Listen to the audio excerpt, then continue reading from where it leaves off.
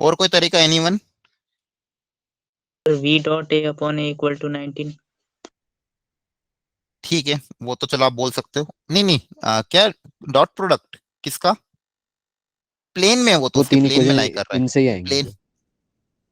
Plane में लाई कर रहा है, जैसे ये वेक्टर ए है, ये वेक्टर मान लो कोई बी है, तो जो वेक्टर अपना वी वेक्टर है वो इनके प्लेन में लाई कर रहा है, परपेंडिकुलर नहीं बोला है। तो तीन तीन वेक्टर। इक्वेशन तो ऐसे आएंगे हमारी। एक आएगी कोप्लेनारिटी वाली कंडीशन। हाँ, दूसरी कोप्लेनरिटी की क्या आएगी कंडीशन अप्लाई करोगे इन तीनों की? Box a v b equal to 0। ठीक है, तो वहां से एक इक्वेशन बनेगी। दूसरी आ जाएगी परपेंडिकुलर टू वेक्टर सी। हाँ ठीक है। तीसरी प्रोजेक्शन ऑफ ए। ठीक है, इसके अलावा और कोई तरीका जिससे अब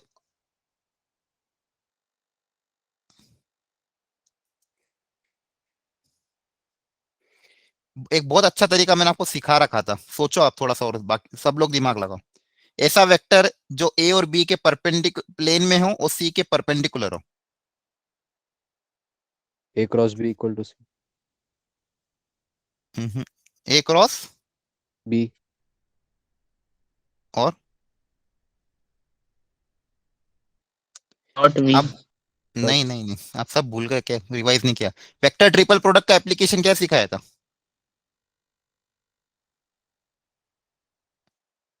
अगर मैं कोई तीन वेक्टर, जैसे मान लो ऐसा करता हूँ, ए क्रॉस बी के साथ में रख के मान लो सी को क्रॉस रखता हूँ, तो इससे मान लो वेक्टर कोई मिल रहा है, मान लो फॉर एग्जांपल डी वेक्टर।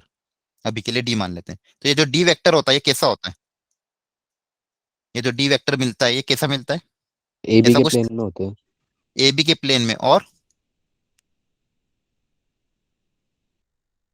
सी के साथ परपेंडिकुलर होता है। Yes sir. तो फिर ये बताया था मैंने आपको, याद आया आप लोगों को? Vector yes sir. Triple product के बारे में क्या बोला था कि अगर सी क्रॉस बी से जो वेक्टर मिलता है वो कैसा होता है? It is in the plane of vector A and vector B and perpendicular to C. ठीक है, सोच के देखो, जैसे मान लो आ, दो वेक्टर मान लो, ये सी वेक्टर, इसको मान लो ई वेक्टर मान लो। तो जो डी वेक्टर होगा वो सी और ई के क्या होगा? परपेंडिकुलर होगा। इसको पूरे को ई अगर मान लो, तो वेक्टर जो डी होगा सी और ई के क्या होगा? परपेंडिकुलर, सी के परपेंडिकुलर। और ई मतलब ए क्रॉस बी, तो ए क्रॉस बी की क्या आया था? प्लेन में आया था। ठीक है, याद आ गया? तो ध्यान रखना, वेक्टर ट्रिपल प्रोडक्ट का आपको एप्लीकेशन मैंने ऑलरेडी बताया हुआ था। अब इन्होंने डायरेक्ट कभी भी आपको देंगे ही नहीं, मैंने आपको उस दिन भी बोला था, कभी भी आपको ये नहीं बोलेंगे कि वेक्टर ट्रिपल प्रोडक्ट लगाओ। आपको ये कंडीशन पढ़ के खुद से सोचना पड़ेगा कि यहाँ पे अपन वेक्टर ट्रिपल प्रोडक्ट का कॉन्सेप्ट अप्लाई कर सकते हैं, क्योंकि वेक्टर ट्रिपल प्रोडक्ट से हमें कौन सा वेक्टर मिलता है? वेक्टर ट्रिपल प्रोडक्ट से एक ऐसा वेक्टर मिलता है जो ए, जैसे जिसको ब्रैकेट में रखते हैं, जैसे यहाँ पे ब्रैकेट में कौन है? ए और बी, तो ए और बी के प्लेन में होगा, और जो ब्रैकेट के बाहर है सी के क्या होगा? परपेंडिकुलर होगा। क्या ये सबको क्लियर है? Yes hello, sir. ठीक है चलो। अब यहाँ पे देखो, अब ये तो अपन ने पता कर लिया ये वेक्टर इस डायरेक्शन में होगा। मैग्नीट्यूड हमें एग्जैक्टली पता नहीं है, तो मैग्नीट्यूड इसको कुछ काम करते हैं, इसको लैम्डा टाइम्स मान लेते हैं कि मैग्नीट्यूड मान लो कुछ लैम्डा टाइम्स होगा। डायरेक्शन तो पता चल गया वेक्टर का, और ये वेक्टर है मेरा वी वेक्टर। ठीक है, अब ए पता है, बी पता है, ये वी पता है, यहाँ वैल्यू पुट अप कर देंगे, लैम्डा के टर्म्स में वेक्टर आ जाएगा। जो वी की वैल्यू आएगी वो लैम्डा के टर्म्स में कोई ना कोई वेक्टर आएगा। आई कैप मान लो यहाँ पे कुछ आई कैप के साथ, जे कैप के साथ और के कैप के साथ। क्लियर है? अब लैम्डा निकालने के लिए आपको ऑलरेडी कंडीशन दे रखें कि प्रोजेक्शन ऑफ ए के साथ प्रोजेक्शन कितना है उसका? 19 यूनिट है। तो इस वी वेक्टर का ए के साथ प्रोजेक्शन 19 से इक्वेट करोगे तो वहां से आपके पास लैम्डा आ जाएगा। लैम्डा आ जाएगा तो आपको मैग्नीट्यूड पता चल जाएगा। क्या क्लियर है सबको? दो वेक्टर का प्रोजेक्शन भी कैसे लेते हैं? प्रोजेक्शन, ये बताओ इसका formula, projection of A on B का फॉर्मूला क्या है? Projection of A vector on B vector. A vector dot B vector upon में magnitude of B vector, very good. A dot B upon magnitude of B, तो projection on A, तो V का projection ए पे, तो यहां से जो we आएगा आपको क्या करना है? Projection of V on A. तो projection of V on A जब निकालोगे तो projection of V vector on upon magnitude of A. ये अपन को दिया 19 यूनिट्स, तो यहाँ से आपके पास लैम्डा आ जाएगा। क्या आ जाएगा? लैम्डा। क्लियर है? और लैम्डा जैसे आ जाएगा फिर तो मैग्नीट्यूड आप निकाल सकते हैं। तो ध्यान रखो, ये एप्लीकेशन, ये क्वेश्चन इसीलिए लिया था आपको ताकि ध्यान रहे।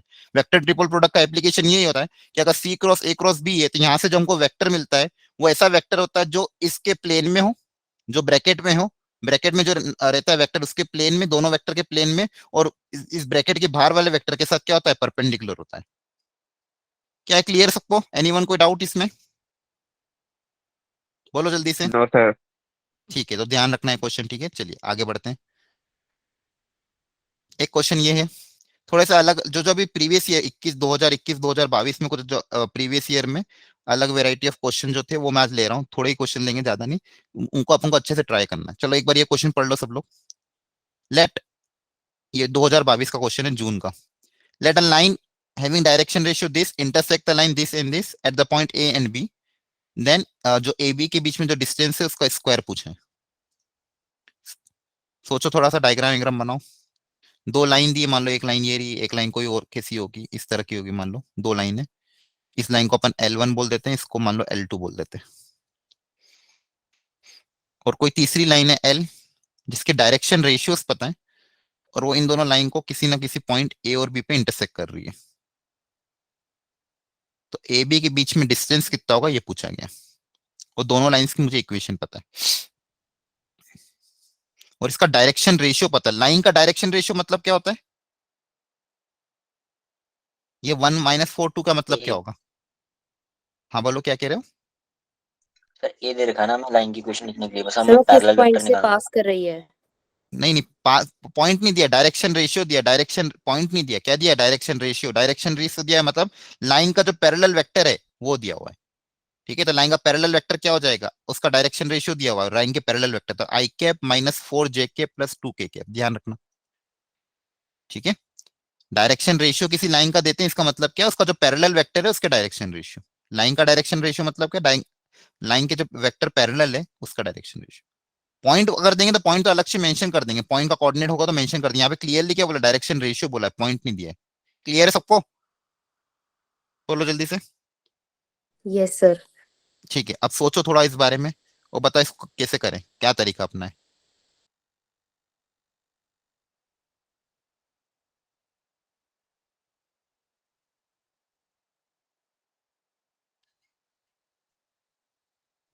सर ए पॉइंट को भी लेट कर लेंगे कुछ L1 की इक्वेशन से, और बी को भी L2 की इक्वेशन से कुछ टर्म्स में लेट कर लेंगे। ठीक है, म्यू चलो टी आर मान लो लेम्डा ए को की। अपन ने मान लिया 3λ+7। बी इसको किसी भी लाइन में पॉइंट इक्वेट करने के लिए अपन इसको कांस्टेंट से इक्वेट करते हैं, इसको लैम्डा से इक्वेट कर दिया, इसको म्यू से इक्वेट कर दिया। तो यहाँ से x कितना आ जाएगा, 3λ+7। y कितना आ जाएगा, -1 उधर जाएगा, लैम्डा के साथ मल्टीप्लाई होगा तो -λ+1, और z हो जाएगा λ-2। सिमिलरली इस लाइन को अपन ने म्यू से इक्वेट कर देंगे, तो म्यू में x की वैल्यू आ जाएगी 2μ, कॉमा 3μ+7, कॉमा म्यू। ठीक है, ये लाइन पे पॉइंट अज्यूम करना तो आता है सबको? किसी को डाउट हो तो पूछ लेना। क्लियर है? तो ये लाइन पे दो पॉइंट अज्यूम किए मैंने, एक्स वाई जेड फिर कोऑर्डिनेट। कोलिनियरिटी वाली कंडीशन यूज कर सकते हैं। कोलिनियरिटी वाली क्या कंडीशन?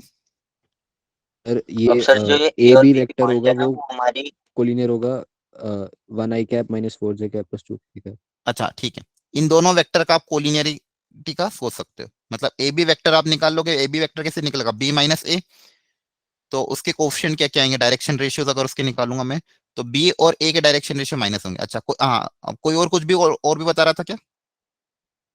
सर ये जो ए और बी पॉइंट आए हैं, अब ये जो हमारा पैरेलल वेक्टर है, हम्म। मतलब ए से जो बी हम लाइन एज्यूम बना लेंगे, वो पैरेलल वेक्टर के साथ हम उससे निकाल सकते हैं cos थीटा इक्वल्स टू 0 करके। हाँ, दोनों के बीच में आप एंगल 0 करोगे। क्रॉस प्रोडक्ट भी ले सकते हैं। पर फिर उसमें हमारे पास शायद कॉन्स्टेंट्स दो आ जाएंगे, तो शायद आंसर ना निकले। ना, पर एक थोड़ा सा इक्वेशन लेंदी हो मिलेगी। जाएगा वो, क्योंकि अगर इससे अच्छा आप क्या करो, ए बी वेक्टर और ये वेक्टर है ना दो, तो या तो क्या कर सकते हैं, ए बी वेक्टर ये कोलिनियरिटी भी कर सकते हैं, आई के कोफिशिएंट का रेशियो I1/I2, J1/J2, K1/K2, मतलब कि कोफिशिएंट के रेशियो को भी आप इक्वेट कर सकते हो।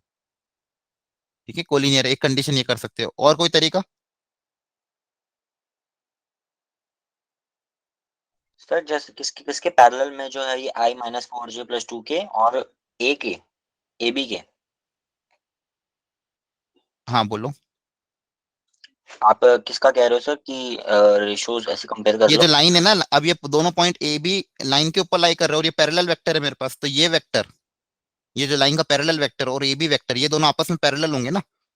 Yes sir. तो तो A1 पैरेलल अपॉन में वेक्टर B1 अगर होंगे A- तो इनके जो आई कैप जे के और के कैप के जो कोफिशिएंट के रेशियो होंगे वो क्या होंगे, इक्वल होंगे। तो वहां से अपन लेमडा और म्यू निकाल लेंगे, और जैसे ही लेमडा और म्यू आ जाएगा अपने पास दोनों पॉइंट आ जाएंगे। क्योंकि अगर दोनों पॉइंट के बीच में डिस्टेंस निकालना है तो इनके कोऑर्डिनेट्स पता करने होंगे। तो कोऑर्डिनेट्स पता करने के लिए लेमडा और म्यू निकालना पड़ेगा। और लेमडा और म्यू निकालने के लिए क्या बोला कि ए बी वेक्टर जो वेक्टर है, और ये मान लो इसको बी वेक्टर बोल देते पैरेलल वेक्टर को, तो a b vector is parallel to b vector. तो इनके आई कैप जे के और के कैप के कोफिशिएंट क्या होंगे, इक्वल। ठीक है, तो यहाँ से देखो ये वेक्टर कितना आ जाएगा, minus lambda plus 1 comma mu minus lambda minus 2। ये ए बी वेक्टर आ गया। अब ये इस वेक्टर के साथ क्या है, पैरेलल है। तो इनके आई कैप जे कैप और के कैप के रेशियो आपस में क्या होंगे, इक्वल। इसका आई कैप का कितना है, कोफिशिएंट 1। तो इसका डायरेक्शन रेशियो और इसका डायरेक्शन रेशियो क्या होंगे, इक्वल होंगे। मतलब रेशियो इक्वल होंगे। तो यहाँ पे देखो, यहाँ से कितना आएगा, 2 mu minus 3 lambda by 7 divided by उधर से कितना है 1, इक्वल टू इसका यहाँ से रखोगे तो 3 mu plus lambda plus 6 divided by -4 equal to mu minus lambda plus 2 divided by 2। ये तीन आपस में क्या होंगे, इक्वल, क्योंकि ये दोनों वेक्टर के दो क्या कर समझ में आया, बी वेक्टर पैरेलल इसके वेक्टर और इस वेक्टर के जो डायरेक्शन रेशियो उनके रेशियो को इक्वेट कर दिया। अब मान लो इन दोनों को इक्वेट करना, इन दोनों को इक्वेट करना, तो लेमडा और म्यू में दो दो इक्वेशन आ जाएगी। दो इक्वेशन दो वेरिएबल को सॉल्व करके आप लेमडा और म्यू निकाल सकते हो। क्लियर है सबको? किसी को डाउट हो तो पूछो। Hello, no sir. क्लियर है ना? ठीक है, तो ध्यान रखना है, किसी को भी डाउट हो तो पूछ लेना। ये बेसिकली क्या किया है, कुछ नहीं किया, बस सबसे पहले दो पॉइंट को अज्यूम किया, ए और बी, और ए बी वेक्टर और लाइन का पैरेलल वेक्टर, दोनों वेक्टर पैरेलल है तो इधर। अब देखो आप, ये जनरली जेई में क्वेश्चन पूछे जा रहे हैं ना, मतलब घुमा फिरा के बस चीजें आपको डायग्राम बनानी है और कंडीशंस अप्लाई करवा रहे हैं। ठीक है, तो 3D वेक्टर के मैंने आपको पहले ही कहा था, बस क्वेश्चन की थोड़ी प्रैक्टिस कर लेना और विजुअलाइज कर लेना डायग्राम से, और कंडीशन अप्लाई करोगे तो हो जाएगा। थोड़े से लेंदी हो सकते हैं लेकिन क्वेश्चन चांसेस है सॉल्व होने की ज्यादा। चलो, एक और ये अलग वेराइटी ऑफ क्वेश्चन था, इसको ट्राई करते हैं। पढ़ो सब लोग ध्यान से, देखो अभी आप लोगों को अटेम्प्ट करना है, सब लोगों को। एक फॉर्मूला मेरे को पूछना था, मेरे को समझ नहीं आया थोड़ा। एक हमें जो कौन सा दो लाइन के फॉर्मूला? बीच में एंगल, दो हाँ, लाइन के बीच में एंगल निकालना होता है, उसके लिए सर एक cos थीटा में फॉर्मूला है L1 L2 प्लस M1 नहीं नहीं M2 नहीं, प्लस। सुनो मेरी बात, दो लाइन के बीच में एंगल अगर निकालना, ज्यादा दिमाग मत लगाना। दो लाइन के बीच में एंगल मतलब दो पैरेलल वेक्टर के बीच में एंगल, दो लाइन के जो पैरेलल वेक्टर है उनके बीच में एंगल निकाल लेना, और दो वेक्टर के बीच में एंगल cos निकालना थीटा। आते ही है बस। तो ये मान लो यस पहली सर, लाइन का पता पैरेलल लग जाता वेक्टर है है, तो दूसरी cos लाइन थीटा का बना। पैरेलल वेक्टर, दोनों पैरेलल वेक्टर के बीच में जो एंगल होगा वही दोनों लाइन के बीच में एंगल होगा। तो एक ही फॉर्मूला याद रखो, cos थीटा इक्वल टू दो वेक्टर के बीच में एंगल निकालने का फॉर्मूला ये होता है, b1 dot b2 upon magnitude of b1 b2। बस क्लियर है? तो सर ये सेकंड चॉइस है हमारी, जो बुक में फॉर्मूला दे रखा है, ये फर्स्ट चॉइस नहीं, नहीं है बुक उसका। में आपको वो डायरेक्शन कोसाइन दे दिए होंगे लाइन के। बाकी आप बेसिक कॉन्सेप्ट याद रखो ना, हाँ, दो लाइन के बीच में एंगल निकालना मतलब उनके पैरेलल वेक्टर के बीच में एंगल निकालना, बस। फॉर्मूला क्यों याद रख रहे हो? क्लियर है? ठीक है सर। हाँ, फॉर्मूला याद रखने की जरूरत नहीं, फॉर्मूला जितना कम याद रखो ठीक रखे। और दो प्लेन के बीच में एंगल निकालना मतलब उनके दोनों नॉर्मल के बीच में एंगल निकालना। पढ़ो ये तो क्वेश्चन उसमें सब शेयर लोग। कर सकते हैं। इफ ठीक द है। Plane this is rotated about the line of intersection with the plane this by an angle of 90 degree, then the plane after rotation, जो प्लेन नया मिलेगा वो किस पॉइंट से पास करेगा, ये पूछा गया। तो ध्यान से क्वेश्चन को पढ़ो, डायग्राम बनाने की कोशिश करो, सोचो, ज्यादा टफ नहीं, बेसिक कॉन्सेप्ट अप्लाई करने की कोशिश करो। 2022 अगेन, जून। दो प्लेन आपको दिए हुए हैं, ये मान लो प्लेन है P1, ये प्लेन है P2। ये प्लेन P1 बना दिया, P2 मान लो ये बना दिया।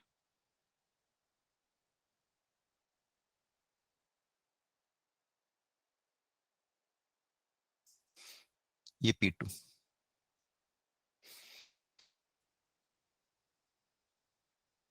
अब बोला if the plane is rotate about the line of intersection, तो ये आपकी लाइन ऑफ इंटरसेक्शन है। ठीक है, ये प्लेन है आपका जो पहला वाला P1, ये प्लेन है P2। P1 को रोटेट किया गया इस लाइन ऑफ इंटरसेक्शन कितना एंगल, 90 डिग्री पे। तो इस प्लेन को रोटेट करके यहाँ पे लेके आ गए, मतलब प्लेन P1 डैश हो गया मान लो नया वाला, और P1 डैश और P1 के बीच में एंगल कितना है, 90 डिग्री। तो P1 डैश किस पॉइंट से पास करेगा ये पूछा गया। मतलब बेसिकली अगर P1 की इक्वेशन आ गई, फिर अपन को देखना पड़ेगा कि उसमें कौन सा पॉइंट सेटिस्फाई कर रहा है P1 डैश की। तो P1 को ही रोटेट किया 90 डिग्री, P1 को ही क्या किया गया है, रोटेट किया गया है 90 डिग्री, और नया जो प्लेन बन गया वो P1 डैश बन गया। तो P1 डैश की इक्वेशन क्या होगी, ये हमें कोशिश करना है पता करने की। P1 को रोटेट किया बाय 90 डिग्री, P1 को रोटेट करा P1 डैश तक, और दोनों के बीच में एंगल कितना माना है, 90 डिग्री। और P1 और किस लाइन के अबाउट रोटेट किया, जहां पे P1 और P2 इंटरसेक्ट कर रहे हैं। चलो अब सोचो। सर P2 की इक्वेशन निकाल लेंगे। P2 तो दिया हुआ है। P1 plus P3 sir sorry दोबारा P3 समझाना मान एक बार लेंगे। कि ये P1 को P1 प्लस रोटेट लैम्डा एक किया मिनट, है एक तो एक करके, एक एक करके, एक एक देखो, P1 और P2 आपको दिया हुआ है, P1 डैश इसको माना है मैंने। हाँ अब बोलो तो एक एक करके। P1 डैश की निकाल लेंगे। P1 dash equal to P1 plus lambda P2। ठीक है। फिर वहां से नॉर्मल वेक्टर निकल जाएगा उसका। हाँ फिर normal dot product with P1 equal to 0। ठीक है। देखो ये सबसे आसान, मतलब आपको मैंने ऑलरेडी बताया था, सबसे आसान चीज क्या होती है, हमेशा फैमिली ऑफ प्लेन्स अप्लाई करो। जब भी ऐसा वेक्टर जो दो के इंटरसेक्शन से पास करे, ठीक है, जैसे इसको चलो यहाँ मान लेते हैं, ये P1 डैश को थोड़ा यहाँ मान लेता हूँ, और इसके बीच में एंगल 90 डिग्री मान लेते हैं, ताकि आपको डायग्राम में थोड़ा क्लियरिटी दिखे। तो P1 डैश को मैंने क्या माना है, P1 को आपने रोटेट किया है 90 डिग्री से, तो P1 डैश आ गया। अब P1 डैश जो वेक्टर है, सॉरी प्लेन है, ये P1 और P2 के लाइन ऑफ इंटरसेक्शन से पास कर रहा है। तो आपको ऑलरेडी मैंने बताया कि कोई भी प्लेन अगर किसी दो वेक्टर के, दो प्लेन के लाइन ऑफ इंटरसेक्शन से पास कर रहा है, उसको अपन क्या मानते हैं, P1 प्लस लैम्डा P2। अब लैम्डा निकालने के लिए कंडीशन क्या दी है, 90 डिग्री। तो अगर P1 और P डैश में एंगल 90 डिग्री है, अगर इन दोनों प्लेन के बीच में एंगल कितना है, 90 डिग्री है, तो इनके जो नॉर्मल है उनमें भी एंगल कितना होगा, 90 डिग्री होगा। तो इसका नॉर्मल और इसका नॉर्मल जो होगा, उनके बीच में भी एंगल कितना होगा, 90 डिग्री होगा, क्योंकि दोनों प्लेन के बीच में अगर एंगल 90 है, तो दोनों नॉर्मल के बीच में भी एंगल कितना होगा, 90 डिग्री होगा।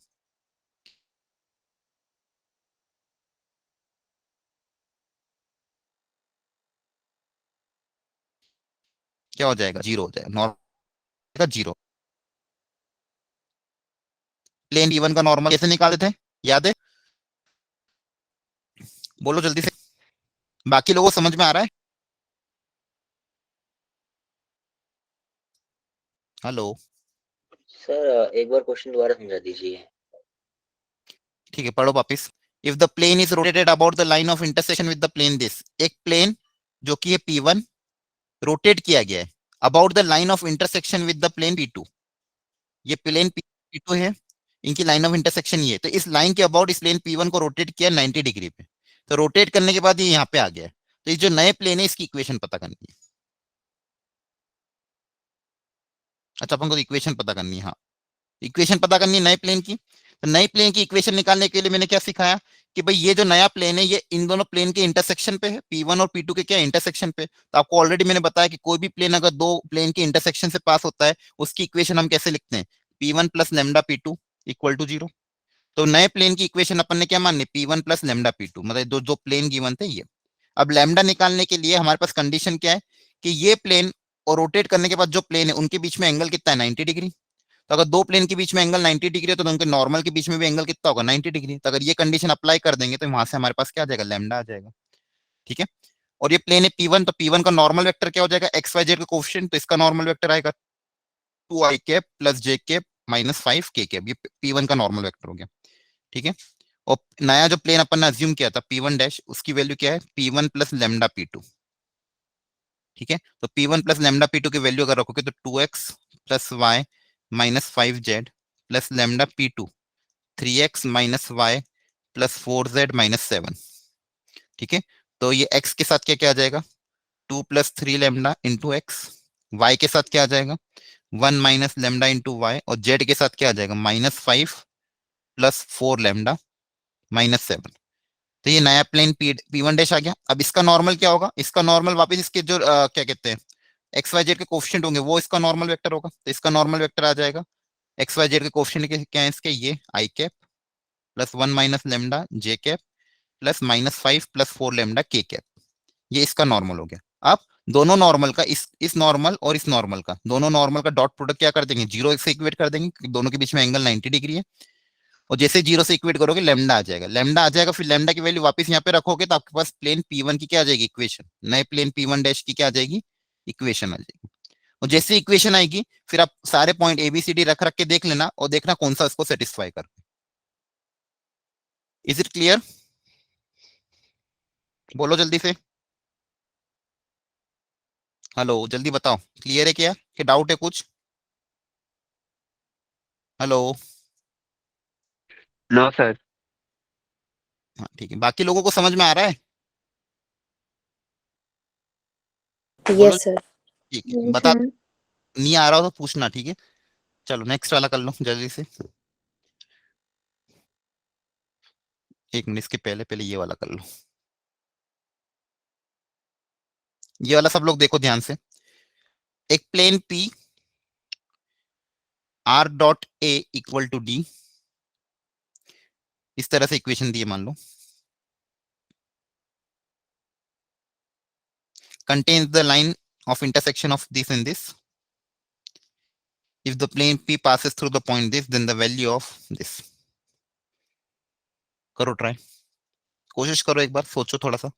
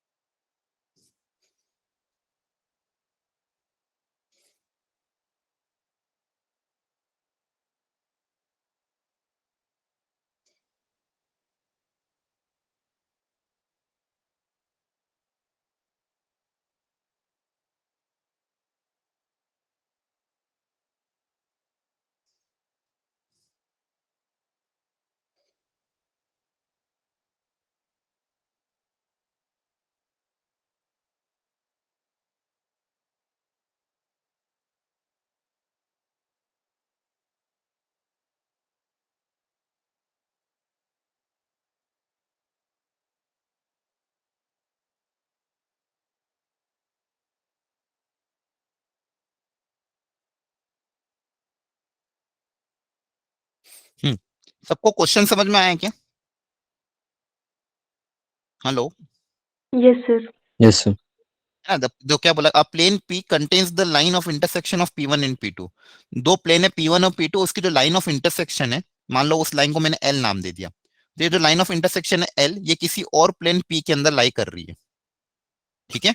और वो जो प्लेन P है वो किसी पॉइंट A से भी पास कर रहा है, ठीक है। मतलब जो मेरा प्लेन P है उसके अंदर ये कंप्लीटली ये लाइन आ रही है, उसके अंदर ये क्या आ रही है, लाइन आ रही है। मतलब ये जो बेसिकली मेरा प्लेन P है, ये P1 और P2 की लाइन ऑफ इंटरसेक्शन से ही पास कर रहा है, पॉइंट A भी उसके अंदर आ रहा है। तो पूछा गया ये कितना होगा, तो कैसे करेंगे? सर जैसे पहले वाला किया था कि p प्लस एक दूसरी वाली लाइन को लैम्डा और फिर इक्वेट कर दे 0 से। हाँ ठीक है, कर सकते, क्या ऐसा कर सकते हैं? बाकी लोगों को बताओ, क्या आपका कोई और तरीका है?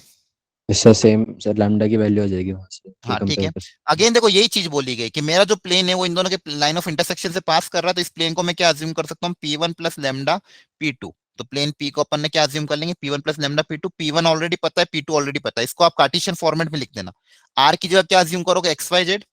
आर की जगह एक्स वाई जेड अज्यूम करोगे और मल्टीप्लाई करोगे तो x plus 3y minus Z minus 6 = 0, तो ये P1 आ जाएगा। और P2 भी सिमिलरली निकाल लेना, P1 प्लस लेमडा P2 आप कर दोगे। अब वो पॉइंट पास कर रहा है इस पॉइंट से, तो इसमें इसको सेटिस्फाई करेंगे तो लेमडा आ जाएगा, ठीक है। लेमडा आ जाएगा मतलब प्लेन P की इक्वेशन आ गई। अब प्लेन P की इक्वेशन मेरे पास तो किस में आएगी, एक्स वाई जेड के टर्म्स में। अब ये A और D कैसे निकालें? जैसे मान लो प्लेन P की इक्वेशन आई मेरे पास, फॉर एग्जाम्पल कुछ अज्यूम कर लेते हैं, जैसे मान लो 2x minus 3y plus 5z minus 7 = 0, for example ये मान लो ये प्लेन P की इक्वेशन है। लेमडा की वैल्यू निकाल ली, P1 प्लस लेमडा P2 = 0 के, उसमें ये पॉइंट सेटिस्फाई कर दिया और लेमडा आ गया, लेमडा की वैल्यू पुटअप करी तो प्लेन P आ गया। अब ये R dot A = D type से लिखा हुआ है, तो A और D कैसे निकालेंगे? बताओ। इसको वेक्टर फॉर्मेट में कन्वर्ट करना, बेसिकली क्या करना है, इस कार्टेशियन फॉर्मेट को वेक्टर फॉर्मेट में कन्वर्ट करना। तो कैसे करोगे, बोलो। मान लो 7 को उधर आता है आपको करना, 7 को उधर भेज दिया। अब देखो यहाँ पे आर क्या है, आर का मतलब क्या होता है, x y z. R vector तो x i cap plus y j cap plus z k cap. अब इसके साथ मेरे को डॉट प्रोडक्ट क्या रखना, ताकि कोफिशिएंट 2x माइनस 3y बने। तो कितना बनेगा, 2i cap minus 3j cap plus 5k cap equal to एक कांस्टेंट तो चल जाएगा 7। तो ये वेक्टर आपका ए हो जाएगा, ये वेक्टर क्या हो जाएगा, सॉरी ये हो जाएगा डी। Is it clear. बस एक्स वाई जेड को अलग कर लोगे तो वेक्टर ए आ जाएगा, कांस्टेंट को अलग कर लोगे तो डी आ जाएगा। बोलो सर जल्दी लास्ट बताओ। वाला स्टेप रिपीट कर दो। हाँ, ये कार्टेशियन फॉर्मेट में आपकी इक्वेशन, पी की इक्वेशन किस में आएगी, कार्टेशियन फॉर्मेट में। तो कार्टेशियन फॉर्मेट में पी की इक्वेशन आएगी, तो इसको मुझे किस फॉर्मेट में करना, वेक्टर फॉर्मेट, मतलब r dot a equal to d के टाइप्स में करना था। तो आर मतलब हमेशा क्या होता है, आर मतलब एक्स वाई जेड। तो इसमें से अगर एक्स वाई जेड हटा दोगे तो ये हो जाएगा आर वेक्टर, और बचा हुआ जो कोफिशिएंट होगा वो कौन सा हो जाएगा, ए वेक्टर। ठीक है। सर ये क्वेश्चन में गिवन था कि r dot a equals to d है, इसलिए हमने ऐसे चेंज किया है। हाँ, क्योंकि एक्चुअली हमको जो पूछी वैल्यू वो इस फॉर्मेट में पूछी ना, अपन को किसकी वैल्यू निकालनी है, ए के मैग्नीट्यूड के स्क्वायर अपॉन डी का स्क्वायर की वैल्यू निकालनी है, इसलिए इसको अलग अलग करना पड़ा। ओके ठीक है। सर। Yes sir. चलो, और किसी को कोई डाउट है। सर आंसर तो मैच नहीं कर रहा है लेकिन। अरे तो मैंने अजम्पशन माना ही, इसका वेक्टर आपको निकालना पड़ेगा। ये तो मैं तो एक कोई भी रैंडम एग्जांपल लिया था मैंने, ताकि आपको मैं अच्छा, बता दूं मैं कार्टेशियन फॉर्मेट में कैसे कन्वर्ट करना है। लैम्डा तो कुछ और ही आएगा आपका। ठीक है। चलो, ये एक्चुअली ये इसका इसका आंसर ये नहीं आएगा, मैं इसको आपको उसमें कन्वर्ट करना पड़ेगा। कन्वर्ट कैसे करते वो सिखाया था मैंने। लैम्डा आ जाएगा, लैम्डा आ जाएगा तो प्लेन पी की इक्वेशन आएगी, फिर जो भी इक्वेशन आएगी उससे करना है। उससे आंसर मैच नहीं कर रहा है।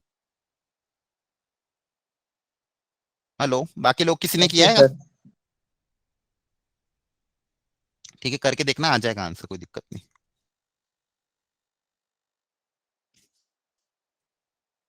ये भी आसान है, इसको बस आप कॉन्सेप्ट बता दो, क्या तरीका अपनाओगे।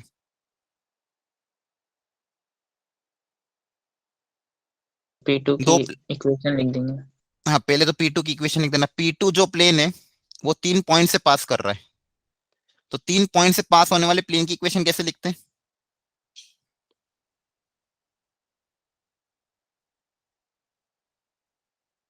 बताओ।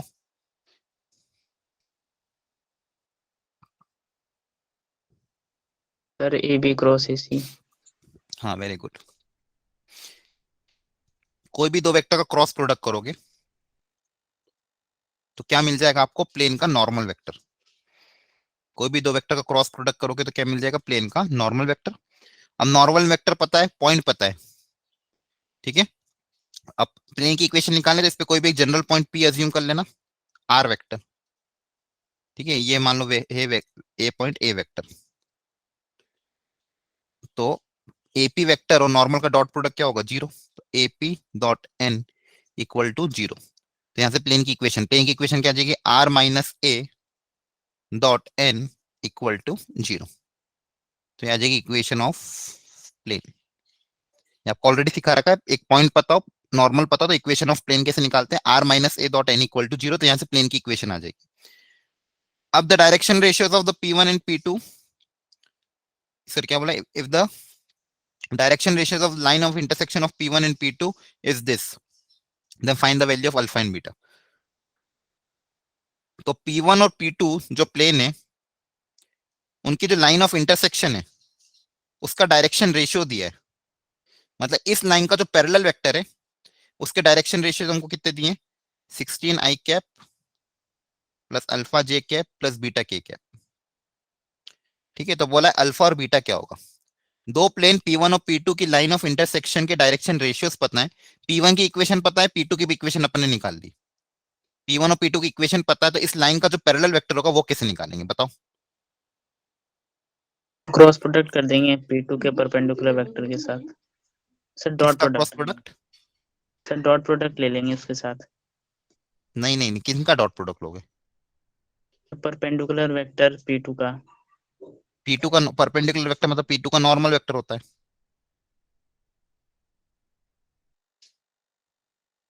बताओ ये वेक्टर कैसे निकालेंगे? ये बहुत अच्छा कॉन्सेप्ट, एक्चुअली क्वेश्चन को लेने का रीजन यही था ताकि आपको ये कॉन्सेप्ट पता चले।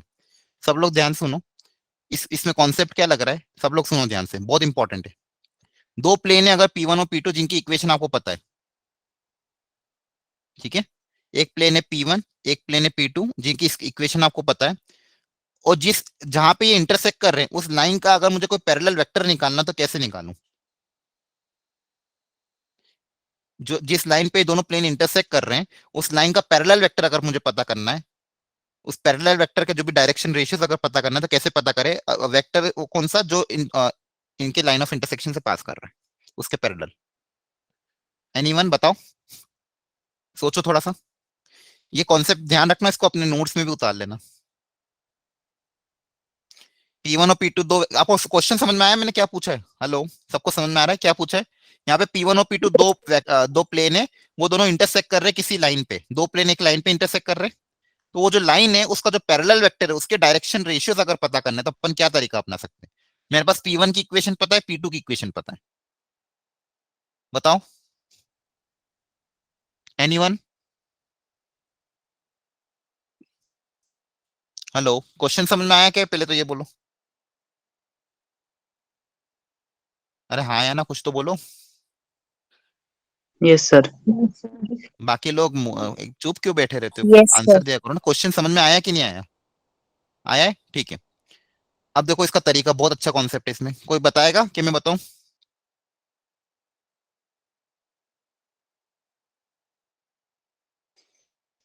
ठीक है, सुनो ध्यान से, समझना इसको, नोट्स में उतार भी लेना। प्लेन P1 है और प्लेन P2 है, तो P1 और P2 की इक्वेशन पता है, मतलब P1 और P2 के नॉर्मल वेक्टर हमको पता है। P1 और P2 का क्या पता है? Normal vector. P1 का नॉर्मल वेक्टर N1 वेक्टर हो गया, P2 का normal vector N1 cross N2। हाँ, N1 क्रॉस N2। तो P1 और P2 का जो नॉर्मल वेक्टर है N1 और N2, उन दोनों नॉर्मल वेक्टर का अगर मैं क्रॉस प्रोडक्ट करूंगा, ठीक है, दोनों नॉर्मल वेक्टर का जो मैं जब भी मैं क्रॉस प्रोडक्ट करूंगा तो जो वेक्टर मिलेगा वो इस लाइन, जो दोनों लाइन ऑफ इंटरसेक्शन है उसके क्या होगा? पैरेलल होगा। तो ये हमेशा आपको ध्यान रखना है, ठीक है। जब भी दो प्लेन अगर इंटरसेक्ट करते हैं, ध्यान सुनना, जब भी जो प्लेन अगर इंटरसेक्ट करते हैं तो वो जो लाइन, जिस लाइन के अबाउट इंटरसेक्ट करते हैं उसका पैरेलल वेक्टर अगर निकालना हो तो क्या करना है? दोनों प्लेन के नॉर्मल वेक्टर का क्रॉस प्रोडक्ट ले लो, ठीक है। तो ये जो वेक्टर आ जाएगा N1 क्रॉस N2 आ जाएगा, ठीक है। आप विजुलाइज करके देख भी लेना, ठीक है। ये लाइन और ये वाला वेक्टर क्या होंगे? पैरेलल होंगे। ये वेक्टर कौन सा है? ऐसा वेक्टर जो N1 और N2 के क्या है? परपेंडिकुलर है। N1 क्रॉस N2 का मतलब क्या होगा? ये जो ब्लू वेक्टर मैंने बनाया है ये क्या है? N1 cross N2। N1 cross N2 मतलब N1 और N2 के प्लेन के परपेंडिकुलर, ठीक है। तो वो प्लेन इस लाइन के परपेंडिकुलर ही होगा, ठीक है। मतलब ये इसके क्या हो जाएगा? पैरेलल हो जाएगा। तो बेसिकली हमेशा आपको ये ध्यान रखना है क्या, कि लाइन ऑफ इंटरसेक्शन का पैरेलल वेक्टर कैसे निकालोगे? N1 cross N2। Line of intersection का पैरेलल वेक्टर कैसे निकालोगे? N1 cross N2। क्या ये समझ में आ गया? ठीक है। Yes, sir. वेक्टर तो ध्यान रखना, ये कॉन्सेप्ट याद रख लेना, सबको कॉपी में उतार भी लेना। Vector parallel to the line of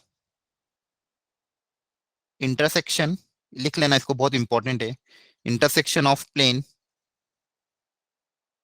P1 and P2 is N1 cross N2। Line of intersection का जो पैरेलल वेक्टर होगा वो क्या होगा? N1 cross N2। और N1 N2 क्या है? They are the normal vectors of P1 and P2। They are the normal vectors of P1 and P2, ठीक है। तो ये ध्यान रखना है। तो अब तो हो जाएगा, P1 का नॉर्मल वेक्टर पता है आपको, P2 का नॉर्मल वेक्टर भी आपको पता है, ठीक है। P1 और P2 का नॉर्मल वेक्टर ऑलरेडी हमको पता है। देखो P2 की तो इक्वेशन की भी जरूरत नहीं है, P2 की सिर्फ क्या जरूरत थी? नॉर्मल वेक्टर की जरूरत थी। तो ये इक्वेशन नहीं भी निकालोगे तो भी चलेगा। तो P1 और P2 का नॉर्मल वेक्टर हमको पता है, दोनों का क्रॉस प्रोडक्ट कर देंगे तो डायरेक्शन रेशियो आ जाएंगे पैरेलल वेक्टर के। उनका फिर आपको क्या करना है? दोनों के रेशियोज को इक्वेट कर देना। तो ये मान लो है नॉर्मल वेक्टर N2, और यहाँ का फर्स्ट का नॉर्मल वेक्टर आ जाएगा N1। तो N1 वेक्टर कौन सा? ये वाला, ये आपका नॉर्मल वेक्टर है N1, ठीक है। R dot N equal to D होता है, तो ये हो जाएगा नॉर्मल वेक्टर N1, ये होगा N2। तो ये जो वेक्टर होगा इसका जो पैरेलल वेक्टर होगा कौन सा हो जाएगा? N1 cross N2। तो N1 क्रॉस N2 का और इसके जो कोफिशिएंट है इनका जो डायरेक्शन रेशियो का रेशियो होगा वो क्या होगा? इक्वल होगा। वहां से आपके पास अल्फा और बीटा आ जाएगा। Is it clear? बोलो। सर ये गिवन पॉइंट्स किसलिए दे रखे हैं? कौन से गिवन पॉइंट? एक another plane which passes through the points this और तो उसका नॉर्मल वेक्टर निकालने के लिए ना, P2 का नॉर्मल वेक्टर कैसे निकालोगे? ABC तो चाहिएगा ना नॉर्मल वेक्टर निकालने के लिए। अच्छा मतलब दो वेक्टर बनाओ फिर उनसे क्रॉस करके नॉर्मल निकाल लो। हाँ, तो नॉर्मल वेक्टर बिना उसके निकलेगा थोड़ी, तो नॉर्मल वेक्टर निकालने के लिए वो पॉइंट दिए हैं आपको, ठीक है। बोलो, ये एक्चुअली ये क्वेश्चन मुझे लेना था इसलिए मैंने आज की क्लास ली थी, मेन तो मेरा यही था रीजन, ये क्वेश्चन के थ्रू ही आपको समझाना था, तो ये ध्यान रखना, ये आपको बोर्ड्स में भी आएगा ऐसा क्वेश्चन, ठीक है। अच्छा, एक चीज और बताओ मुझे, जैसे अगर मान लो इसी क्वेश्चन को मैं एक चीज और पूछता हूँ आपको, ध्यान से सुनना, इससे रिलेटेड बहुत सारे क्वेश्चन आ रखे हैं, ठीक है। एक चीज और मुझे बताओ, अगर मान लो इस लाइन की मुझे इक्वेशन लिखनी हो तो कैसे लिखूं? इस लाइन एल की मुझे इक्वेशन लिखनी है,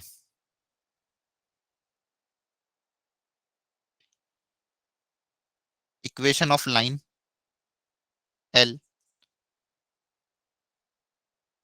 एक गिवन पॉइंट निकालना पड़ेगा सर फिर हो जाएगा। हाँ, पैरेलल वेक्टर तो पता है, अब लाइन की इक्वेशन निकालने के लिए आपको दो चीजें चाहिए, एक पॉइंट और एक पैरेलल वेक्टर। तो पैरेलल वेक्टर तो आपने निकाल लिया n1 क्रॉस n2, अब इस लाइन पे पॉइंट कैसे निकालें? Equation of the line passing through intersection of P1 and P2, plane P1 and P2, ठीक है। सोचो सब लोग, अब देखो प्लेन P1 की भी इक्वेशन पता है तो मैं लिख देता हूं यहाँ पे 2 1 - 3। तो P1 की इक्वेशन आपको दी है 2x - 1 3z equal to 4x, मतलब -4 इक्वल टू 0। ये P1 की इक्वेशन है, और P2 की इक्वेशन आप निकाल लोगे, ठीक है, जो भी आएगी। तो मान लो P2 की कुछ इक्वेशन मैंने मान ली, for example x + y - z + 2 equal to 0, ठीक है। ये रैंडम को एग्जांपल ले लिया मैंने।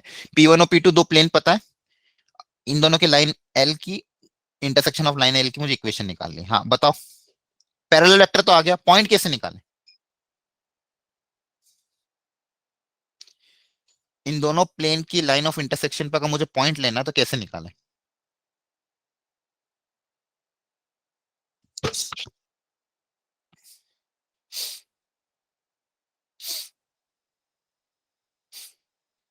कोई तरीका, एनीवन? ठीक है, चलो सिखाता हूं मैं, ध्यान से समझना। अब देखो, ये जो लाइन है L, इसके मुझे कोऑर्डिनेट्स पता करने हैं, जो P1 पे भी लाई करे और P2 पे भी लाई करे, मतलब प्लेन P1 को भी सेटिस्फाई करना चाहिए, P2 को भी सेटिस्फाई करना चाहिए। तो हम यहाँ पे तीन कोऑर्डिनेट्स निकालने, x, y और z, ठीक है। अब ये तो लाइन है, इनफाइनाइटली एक्सटेंडेड है, तो आपको आप क्या करना, आप इसका कोई भी क्या कहते हैं, एक्स वाई जेड में से किसी भी एक कोऑर्डिनेट को 0 अज्यूम कर लो। क्या अज्यूम कर लो? 0, ठीक है। अब बचे हुए क्या निकालना है अपन को? एक्स और वाई कोफिशिएंट, कोऑर्डिनेट्स निकालने, क्या निकालना है? एक्स और वाई कोऑर्डिनेट्स। अब ये जो प्लेन P1 और P2 है, ठीक है, तो इसमें भी अपन क्या करेंगे, जेड को 0 अज्यूम कर लेंगे, क्योंकि वो जो पॉइंट है वो P1 और P2 पे भी लाई कर रहा है। तो जेड को अगर मैं 0 अज्यूम कर लूंगा P1 और P2 में, तो मेरे पास दो इक्वेशन दो वेरिएबल आ जाएंगे, two x minus y equal to 4, और दूसरे में भी अगर मैं जेड को 0 रख देता हूं तो x + y equal to suppose -2। अब इन दोनों को इक्वेशन को सॉल्व करके क्या निकाल लेंगे अपन? x पता कर लेंगे और y पता कर लेंगे। क्या पता कर लेंगे? x और y। अब ये x, y और z मेरे दोनों प्लेन P1 और P2 को क्या करेंगे? सेटिस्फाई करेंगे, मतलब ये जो पॉइंट आएगा वो इसी लाइन पे क्या करेगा? लाइन करेगा। तो ये मेरे पास x और y आ जाएंगे। क्या ये समझ में आया? सर क्योंकि देखो z ये कैसे लाइन जो है, कर लिया लाइन आपने? तो इनफाइनेटली एक्सटेंडेड है, तो कहीं ना कहीं ये एक्स वाई प्लेन को कट करेगी सही। तो एक्स वाई प्लेन को जहां पे भी कट करेगी वहां पे जेड कोऑर्डिनेट क्या होगा? 0। मुझे तो कोई एक पॉइंट चाहिए ना, अब इस लाइन पे तो इनफाइनाइट पॉइंट है, तो आपको कोई एक पॉइंट अज्यूम करना है, तो एक पॉइंट निकालना है, तो मैंने किसी एक कोऑर्डिनेट को क्या मान लिया? 0 मान लिया, जेड को मान लो 0 मान लिया। तो P1 और P2 में भी जेड को 0 रख दिया, फिर दो इक्वेशन दो वेरिएबल करके एक्स और वाई पता कर लिया। अब ये जो एक्स वाई जेड आएंगे ये ऑफकोर्स इन दोनों को सेटिस्फाई करेंगे, क्योंकि जेड को तो 0 ऑलरेडी मैंने रखा है। फिर बच्चे हुए में से एक्स और वाई निकाला, तो जो पॉइंट्स आएगा मेरे पास वो हमेशा दोनों P1 P2 को सेटिस्फाई करेगा। क्या ये समझ में आया? सर कंपलसरी है बोला प्लेन करेगी, हेलो, क्या कह रहे हो? वो लाइन सर प्लेन से जाएगी ऐसा जरूरी है? कौन सी लाइन? ये लाइन जो हम ये लाइन तो निकाल रहे हैं। इंटरसेक्शन से तो पास कर रही है। कौन सी लाइन? वो दोनों प्लेन के इंटरसेक्शन से तो पास कर रही है, वही तो अजम्पशन करा है अपन ने। नहीं नहीं नहीं आपने कहा ना एक्स वाई प्लेन से जाएगी, हम जेड कोऑर्डिनेट को 0 मान लेंगे, तो वो उसके एक्स वाई प्लेन से जाएगी, ऐसा जरूरी होता है? देखो ये जो दोनों प्लेन है, ठीक है, और इनसे जो लाइन मिल रही है, क्या वो किसी प्लेन के पैरेलल है क्या? एक्स वो अगर मान लो एक्स वाई प्लेन के पैरेलल हुई तो नहीं जाएगी, अदरवाइज तो कोई भी लाइन हो, ठीक है, वो उस प्लेन से तो कट करके जाएगी। 3D में विजुअलाइज करके देख लो। अब ये जो लाइन मिली अपन को N1 क्रॉस N2, ठीक है, ये एक्स वाई के तो पैरेलल नहीं है, ये मैंने सिर्फ एक जेड इक्वल टू 0 माना, आप चाहो तो कुछ और भी मान सकते हो, ठीक है, वाई को 0 मान लेना। लाइन तो इन्फाइनेटली एक्सटेंडेड है ना, लाइन को तो आप इन्फाइनेटली एक्सटेंड करो तो कहीं ना कहीं तो वो इंटरसेक्ट करेगी ना उसको। ओके। आप इस लाइन को ऐसा मत समझो कि छोटी सी लाइन है, लाइन को तो अपन आगे पीछे कहां तक भी इन्फाइनेटली एक्सटेंडेड मान सकते हैं, तो वो कहीं ना कहीं एक्स वाई प्लेन को इंटरसेक्ट करेगी।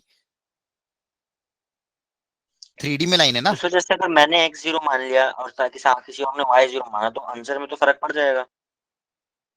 हाँ तो वो तो पॉइंट है, अब लाइन है ना, उस लाइन पे पॉइंट हर अलग अलग आ सकता है, उसमें दिक्कत थोड़ी है। एक लाइन पे तो इन्फाइनेटली पॉइंट होंगे, कोई कुछ और मान लेगा, अल्टीमेटली इक्वेशन तो रहेगी ना। अब मान लो मैंने आपको ये बोला कि एक लाइन है जिसके ऊपर 2 पॉइंट है ए और बी, इस लाइन की इक्वेशन निकालो। इसका पॉइंट है मान लो x1 y1 और z1, इसके कोऑर्डिनेट है x2 y2 z2, ठीक है। तो क्या इस लाइन की इक्वेशन जब आप निकालोगे तो आप क्या जरूरी यही रखोगे? आप ये भी रख सकते हो ना, तो ये रखोगे तो इक्वेशन में दिखेगी अलग, लेकिन इक्वेशन तो इसी लाइन की होगी ना। आ रहा है समझ में?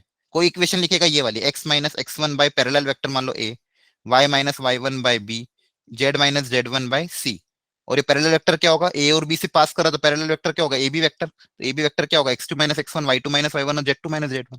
2 पॉइंट से पास होने वाली लाइन की इक्वेशन हो गई है। Yes sir. तो अब ऊपर किसी ने कोई ये रखेगा, कोई रखेगा x2 y2, तो उसका भी तो आंसर सही है ना।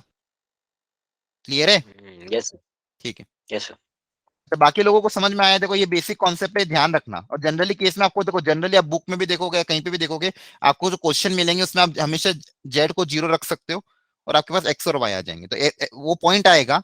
अगर मान लो ऐसा कुछ हुआ कि वो पैरेलल होगा तो आपके पास एक्स और वाई के क्वेश्चन आएंगे ही नहीं। अगर मान लो वो प्लेन एक्स वाई, वो जो लाइन अगर वो एक्स वाई प्लेन को कट नहीं करेगी तो इन दोनों इक्वेशन से सॉल्व करोगे तो वहां से एक्स और वाई नहीं आएंगे, तो फिर जेड को कुछ और रख देना। क्लियर है? अगर एक्स और वाई के सॉल्यूशन आ रहे हैं, मतलब वो तीनों पॉइंट हमें दोनों को सेटिस्फाई कर रहे हैं, तभी तो सॉल्यूशन आ रहा होगा। क्लियर है? अगर मान लो ऐसा कुछ हुआ कि अगर वो एक्स वाई प्लेन को इंटरसेक्ट नहीं करे तो आपके पास एक्स और वाई के सॉल्यूशन नहीं आएंगे, नो सॉल्यूशन आ जाएगा। दो इक्वेशन दो वेरिएबल में हो सकता है ना कि दोनों लाइंस पैरेलल हो जाएगी। क्लियर है? बोलो जल्दी से। सर यहाँ पे एक्स वाई प्लेन था, इसलिए हमने जेड को 0 इक्वेट किया है ना। नहीं, एक्स वाई प्लेन नहीं, यहाँ पे आपको बेसिकली एक पॉइंट पता करना था, तो आप एक्स को 0 रख देना, वाई और जेड निकाल लेना। सर उससे एक, आंसर सेम आएगा। हाँ, उससे कोऑर्डिनेट डिफरेंट आएगा लेकिन इक्वेशन ऑफ लाइन तो सही आएगी ना। आपको तो इस लाइन पे पॉइंट चाहिए ना, इस लाइन पे कितने पॉइंट है ये बताओ? काफी सारे हो सकते हैं। इनफाइनाइट पॉइंट है ना, तो अलग अलग बच्चे अलग अलग आंसर निकाल लेंगे, उसमें दिक्कत नहीं है। मेन तो आपको ये लाइन की इक्वेशन चाहिए थी। क्या ये समझ में आ रहा है? फिर उसका वो यूज यस भले सर। क्वेश्चन में कैसे भी कराए, लेकिन आपको लाइन की इक्वेशन निकालने का तरीका मैंने सिखाया। क्लियर है? बोलो। यस अरे सर। बोलो। हाँ यस। या ना? नहीं आया समझ में तो वापस पूछो, कहीं डाउट हो तो। पैरेलल वेक्टर निकालना तो आ गया। पैरेलल वेक्टर कैसे निकालोगे? n1 cross n2, N1 cross N2। तो क्या n1 और n2 का क्रॉस प्रोडक्ट करोगे तो आपको लाइन ऑफ इंटरसेक्शन का पैरेलल वेक्टर मिल जाएगा। और पॉइंट कैसे निकालना वो अभी मैंने आपको सिखाया। पॉइंट निकालने का तरीका क्या होगा? किसी भी एक पॉइंट को अज्यूम कर लो, ठीक है, और बचे हुए 2 कोऑर्डिनेट्स निकाल लो, तो उस लाइन पे आपके पास पॉइंट आ जाएगा। इस लाइन पे इनफाइनाइट पॉइंट एग्जिस्ट करता है, अपन ने तो कोई एक निकाला है, तो उसका तरीका नहीं मैंने आपको सिखाया। अब आप अपना तरीका अपना सकते हो। आप जेड को 1 मान लेना, 2 मान लेना, एक्स को 0 मान लेना, ठीक है। और एक्स वाई जे का कोऑर्डिनेट सारा मतलब वो ऐसा कोऑर्डिनेट होगा जो दोनों प्लेन को सेटिस्फाई करे। अब दोनों प्लेन को सेटिस्फाई कर रहा मतलब इस लाइन को सेटिस्फाई कर रहा है, लाइन को सेटिस्फाई कर रहा तो लाइन की इक्वेशन आ जाएगी। बोर्ड्स में भी ऐसा क्वेश्चन एक बार आया था बहुत पहले। ठीक है, क्लियर है सबको? बोलो जल्दी से। Yes sir. ठीक है, चलिए आज इतने। अच्छा मेरी बात सुनो ध्यान से, मैंने आपको कुछ भेजा था क्या 3D से रिलेटेड मटेरियल ग्रुप में? एक पीडीएफ भेजी थी यस सर। कल Yes, परसों sir. शायद ना। तो Yes, sir. एक बार वो पीडीएफ के जो एक्सरसाइज 1 है वो एक बार आप ट्राई करने की कोशिश करना। उसमें थोड़े से मतलब मेन मतलब अच्छे लेवल के क्वेश्चन है। 1 नहीं ट्राई करो तो सर या एक फिर क्वेश्चन मैंने आपको भेजा था, वो बता दीजिए। ठीक है, 1 मिनट रुको। पहले या तो देखो, या तो एक काम करना, आप 1 या 2 दोनों अगर हो जाए, दोनों में तो 73 क्वेश्चन है, बहुत ज्यादा है। तो आप क्या कर सकते हो, वो मिक्स वाले क्वेश्चन कर लेना, एक काम करना 33 राउंड 2। ठीक है, अगर राउंड 1 नहीं होता है आपसे, ज्यादा लेंदी लग रहा है, तो राउंड 1 में एक्चुअली टॉपिक वाइज क्वेश्चन है। तो आपको जिस भी टॉपिक के क्वेश्चंस देखने हो, ऊपर ऊपर से थोड़े थोड़े क्वेश्चन देख लेना राउंड 1 में, और राउंड 2 कर लेना। अगर इसमें जो जो भी डाउट्स हो कल क्लियर कर लेना अगली क्लास के पहले, ठीक है, या फिर अलग से पूछ लेना। और दूसरा, एनसीईआरटी आई थिंक पहले कर लियो, कि आपको मैंने पहले ही कहा था एनसीईआरटी कर लेना प्लेन वाली। उसमें मिसलेनियस एक्सरसाइज थोड़ा ट्राई कर लेना, अगर टाइम हो तो। नहीं टाइम हो तो एटलीस्ट इतना सा कर लेना, जो पीडीएफ भेजी थी उसके क्वेश्चन ट्राई कर लेना, ठीक है, या फिर पीवाई सर 11.2 तो खत्म कर दी, प्लेन वाली करनी है। क्या कह रहे हो? प्लेन की सर करनी है, लाइन की खत्म कर दी। हाँ, तो प्लेन की अब तक कर लेनी चाहिए थी, मैंने पहले ही बोला था एक लेक्चर में आपको, लास्ट में पिछले वीक मतलब एग्जाम के टाइम पे मैंने आपको बोल दिया था कर लेना, ठीक है। ओके, बाकी लोग लीव कर सकते हैं।